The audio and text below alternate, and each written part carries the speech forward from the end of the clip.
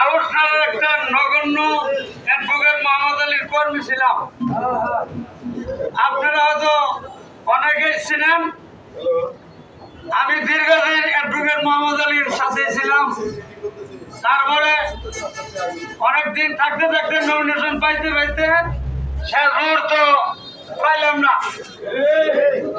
আমার পরম আত্মার আত্মীয় হইল কর্নেল সাহেব। আমি একদিকে দাবিত থাকার কারণে আত্মীয়র মর্যাদা আমি দিতে পারি নাই, নীতির কাছে আপোষ করি নাই। যখন আমার নেতা অ্যাডভোকেট পাইল না, পরের দিন সকালে অ্যাডভোকেটের আমার কাছে বললো ধৈর্য ধরেন। আগে ধৈর্যের ভাত ভেঙে গেছে। পাবেন না তার নমুনা আপনার কথা আমি বুঝতেছি। অতএব আপনার কারণে আমার আত্মীয়র মর্যাদা আমি দিতে পারি নাই। আল্লাহর রহমতে তারপরের দিন সকালে আমাদের আজাদ ভাই বড় ভাই মাসুদ ভাই যখন আমাকে কল করলো সকালবেলা যে ভাই আপনার নেতা নমিনেশন পায় নাই, আমার 3 বার করে ঘুরে দিচ্ছেন, আজকে কি করবেন? আমি বললাম ভাই এখন আত্মীয়দের মর্যাদা দিবার আমি আসতেছি।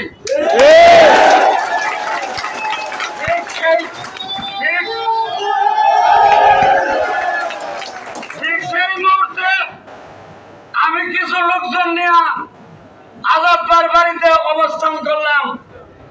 ভাইয়ের আমার, আমরা অনেক দিন ধরে এই মধুপুরের সন্তান আমরা এমপি বানাইতে পারি নাই। 40 বছর ধরে খালি বাড়াইটা আমরা এখন আমাদের কাম খোলা হয়েছে, আমাদের জ্ঞান বুদ্ধি কিছুটা ঢুকছে। বিদায়ী আর হবে না বিদেশি, এবার হবে দেশি, আর হবে না বিদেশি,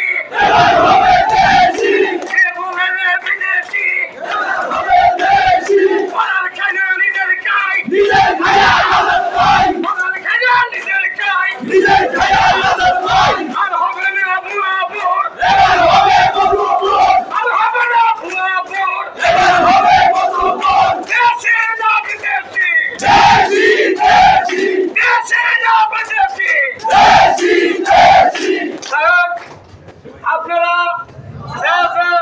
এরম থেকে আসছেন। আমাদের অনেক হুমকি ধমকি আসবে, অনেক হুমকি ধমকি অলরেডি আইসা গেছে। আমরা কারো চিনবি না। চিনবি যদি হতে হয় এলাকার ছেলে।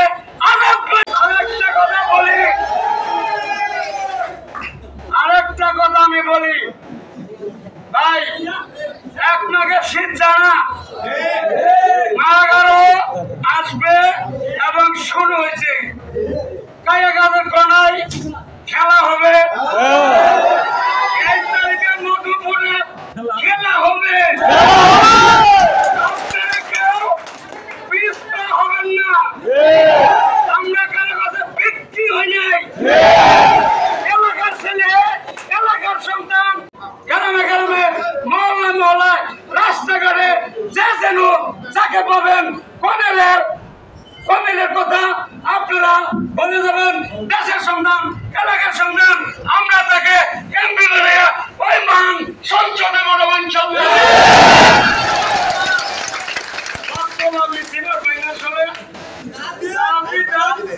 আমাদেরকে কাটতে আনেছে, আমরা ওই কাটতে তনে উঠতেছি। আপনারা কারো ভাবরে কাতর হবেন না। আমরা কেউ বাড়ির ভাত খাই না, আঙ্গর ভাত খাই। আঙ্গর বাড়ি আমি এজেন্ট ছিলাম। আমাকে 30 তারিখে সকালবেলা কেন্দ্রে যাওয়ার সাথে সাথে গ্রেফতার করছে। 72 দিন জেল কাটছি।